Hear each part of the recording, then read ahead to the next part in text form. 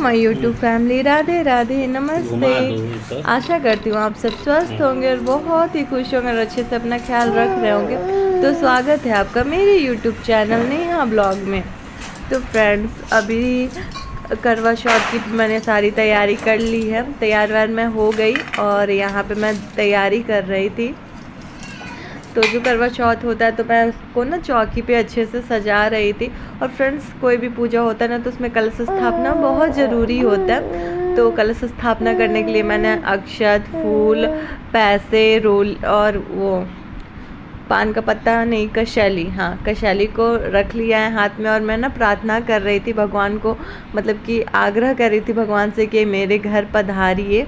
जितने भी देवतागण हैं सबसे मैं विनती करी थी कि मैं जो करवा चौथ पूजन करने जा रही हूँ तो सबसे पहले भगवान लोग आप सब विराजमान हो जाइए।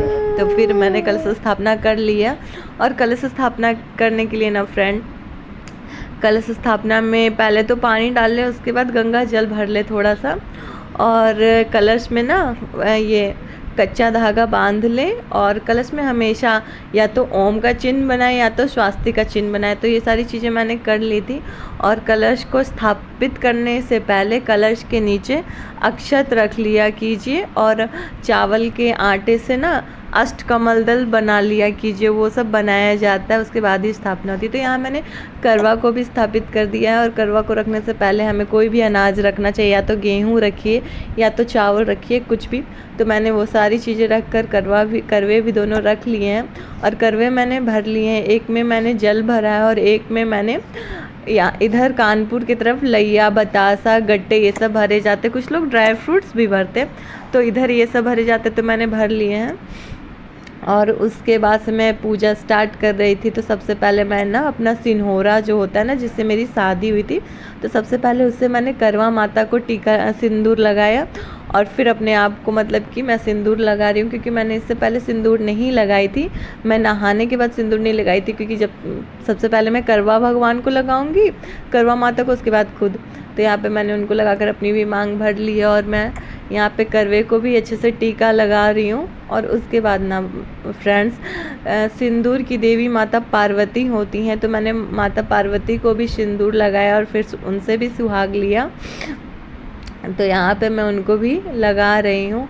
और उनसे भी मैंने प्रार्थना की कि हे माता पार्वती, जैसे आपका सुहाग अमर है वैसे मेरे भी सुहाग को अमर बनाइए।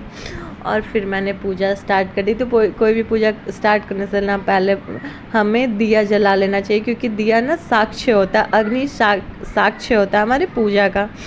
तो मैंने दिया प्रज्वलित कर ली है और अब मैं सारी पूजा स्टार्ट करूँगी।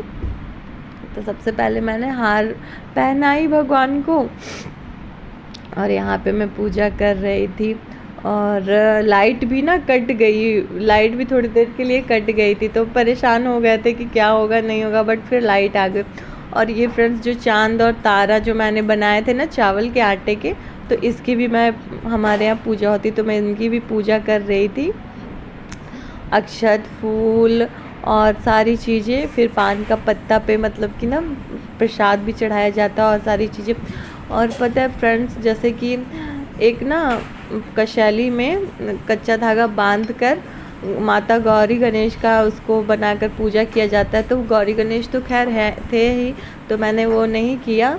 और अगर ना हो फोटो वोटो में तो ऐसे गौरी गणेश का बनाकर पूजा कर सकते। उसके बाद मैं ना श्रृंगार का सामान चढ़ा रही थी, जो बहुत ही ज़रूरी है करवा चौथ में। और ये श्रृंगार का सामान ना फ्रेंड्स, जिनकी सास होती हैं तो वो सारे श्रृंगार का सामान अपनी सास को देते हैं। और मेरी तो खैर सासू माँ नहीं है, बट जहाँ भी है वो मुझे वहीं से आशीर्वाद दे। तो ये एक श्रृंगार का सामान ना मैं अपने ससुराल पक्ष में किसी को भी, या तो गोतनी जेठानी को या तो फिर नंद को दे दूँगी।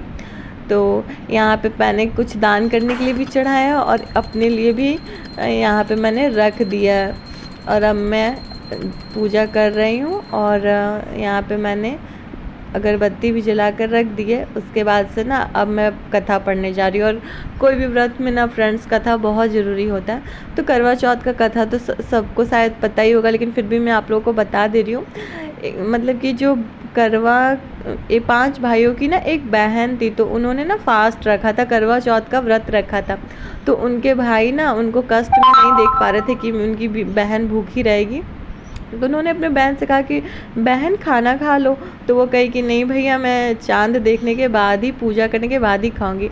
तो उनके एक भाई ने ना मतलब कि धोखे से चांद दिखा दिया, और फिर बहन को बोला कि बहन देखो चांद आ गया है। तो फिर ना बहन ने चांद देखकर और अपना व्रत तोड़ दिया। तो इसकी कथा यही है।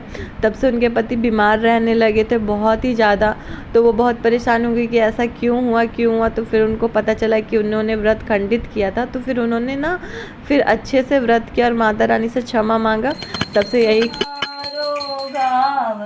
जग के सारे प्राणी ओम जय करवा मैया। कार्तिक कृष्ण चतुर्थी जो नारी व्रत करती मैया, जो नारी व्रत। चांद निकल आया ना, चलिए चलते हैं।